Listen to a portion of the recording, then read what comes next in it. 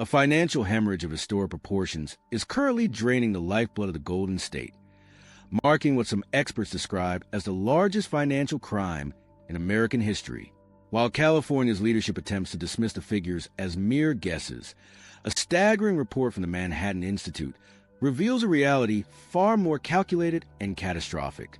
With losses totaling at least $180 billion due to systemic fraud, the state is effectively subsidizing a global network of criminal enterprises, leaving taxpayers to foot the bill for a dysfunction by design that threatens the very fabric of the region's economy. The narrative of institutional failure begins not in the halls of Sacramento, but in the war-torn landscape of Gaza, where the integrity of global journalism is called into question. Testimonies from former media staffers suggest a disturbing trend of censorship and collaboration with hostile entities. Reports indicate that crucial details, such as combatants disguising themselves as civilians to skew death tolls, have been intentionally scrubbed from the record under duress. This creates a filtered reality where the Gaza Health Ministry, an arm of Hamas, becomes a primary source of statistics for the Western press. The result is a media apparatus that functions less as a watchdog and more as an amplifier for extremist ideologies, settling the story through concrete statistics provided by one side of the conflict while silencing the ground truth observations of its own reporters. This culture of misinformation and lack of accountability mirrors a domestic crisis unfolding in California. Senior fellow Chris Rufo's investigation into the Newsom administration paints a picture of a state operating on an honor system that has been ruthlessly exploited. The $180 billion in fraud losses, a figure greater than the GDP of a majority of the world's nations, represents an annual drain of $50 to $60 billion. This isn't just a matter of bureaucratic red tape. It is a buffet for neo-Nazi prison gangs, Romanian scammers, and foreign fraud syndicates.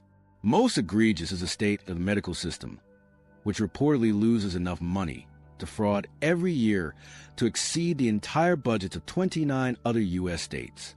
The lack of oversight is so profound that even state employees tasked with guarding against these crimes have been indicted for participating in them. Beyond the immediate financial toll, there's a growing concern that these laundered funds are being redirected to finance political ideologies and civil unrest. The argument is made that by enabling a system without checks, the government is indirectly funding its own political agenda, including the support of a growing underclass that remains outside the legal immigration framework. This systemic erosion of the law is further highlighted by recent national security threats, such as the FBI indictment of siblings involved in a bomb plot at MacDill Air Force Base. These individuals, born to illegal immigrant parents, highlight the contentious debate surrounding birthright citizenship. A policy critics argue has become a suicide pact for the country by granting the highest privileges of citizenship to those who may hold no allegiance to the nation's security. As the scale of the abuse comes to light, the calls for severe accountability grow louder. There is a palpable sense of outrage at the idea that while teachers struggle with stagnant wages and families face rising costs, billions are being wired out of the country to fund foreign interests. Proposed solutions involve striking at the choke points of the system. New measures suggest that anyone on public assistance should face enhanced surveillance when wiring money abroad, forcing a choice. Either the benefits are too high, or the recipient is part of a conspiracy to defraud the American taxpayer. Lying on these federal forms will provide the legal grounds for imprisonment and deportation, finally putting teeth into a system that has been toothless for decades. The overarching theme is one of a nation at a crossroads, where the generosity of its people has been weaponized against them. From the curated propaganda of international conflicts to the industrial-scale looting of state treasurers, the message is clear. Without a return to strict enforcement and moral clarity, the systems built to protect the public will continue to serve as the primary tools for its undoing. The time for slaps on the wrist has passed.